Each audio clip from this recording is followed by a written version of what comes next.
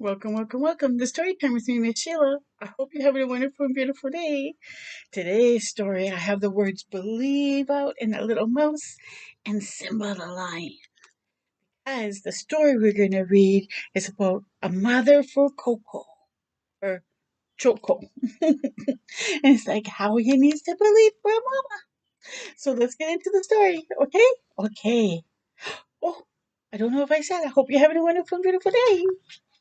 But it is gorgeous out here today. Choco was a little bird who lived all alone. He wished he had a mother, but who could his mother be? One day he set out to find her. Oh, look at the big giraffe. First, Coco met Mrs. Giraffe. Oh, Mrs. Giraffe, he cried, you are yellow just like me. Are you my mother?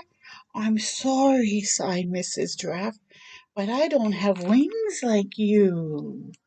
Yeah, he has a long neck and long legs, he does. Mr. Next Coco met Mrs. Penguin. Oh, Mrs. Penguin, he cried, you have wings just like me. Are you my mother? I'm sorry, but I don't have big round cheeks like you. Oh, look at he does have big round cheeks. Then Choco met Mrs. Walrus. Oh, Mrs. Walrus, you have big round cheeks just like me. Are you my mother? Now look, grumped Mrs. Walrus. I don't have striped feet like you, so don't bother me. No matter where Choco searched, he couldn't find a mother who looked just like him. And look, he was going sad. Don't give up, don't give up, right? Oh, he'll find somebody to love him. I'll love him. How about you? Yeah. When Choco saw Mrs. Bear picking apples, he knew she couldn't be his mother. Mrs. Bear didn't look like him at all. There she is picking some apples. Choco was so sad he started to cry.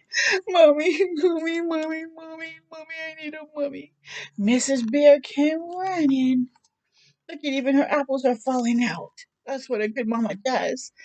To see what was the matter. As she listened to Choco's story, she sighed, oh dear, if you had a mommy, what would she do? Good question, don't you think? Oh, I'm sure she would hold me, snubbed Choco. Like this, asked Mrs. Bear, and held Choco very, very tight. Oh, and cuddled him. Yes, and I'm sure she would kiss me too, like this. And Mrs. Bear, and she lifted Choco and gave him a big kiss right there on the cheek. Yes, and I'm sure she would sing and dance with me to cheer me up. Like this, asked Mrs. Bear, and they sang and they danced together.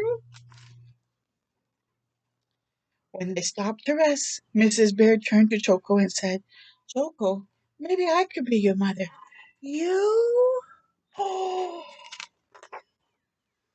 but you aren't yellow, and you don't have wings, or big round cheeks, or striped feet like me. My goodness, that would make me look very funny. Choco thought it was funny too. Look at Mrs. Sibley. It does look funny. Well, said Mrs. Bear, my other children are waiting for me at home. Why don't you join us for apple pie, Choco? Apple pie sounded wonderful to Choco, and off they went. Oh, hopefully he found a home, right? Let's see. When they arrived, Mrs. Bear's other children rushed out to greet her. Choco, said Mrs. Bear, meet Hippy, Allie, and Piggy. I'm their mother, too. So there's Piggy, Allie, and Hippy. So see, they all look so different. She's a good mama, taking all these children. The sweet smell of apple pie and the sound of laughter soon filled Mrs. Bear's home.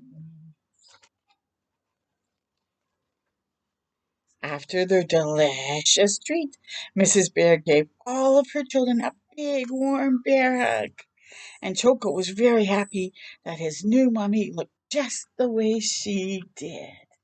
Oh, isn't that the sweetest? It doesn't matter what we look like. It's all that matters is that we just love and care for one another. I so hope you enjoyed that story. Until next time with me, make sure you keep turning your light bright. Bye for now.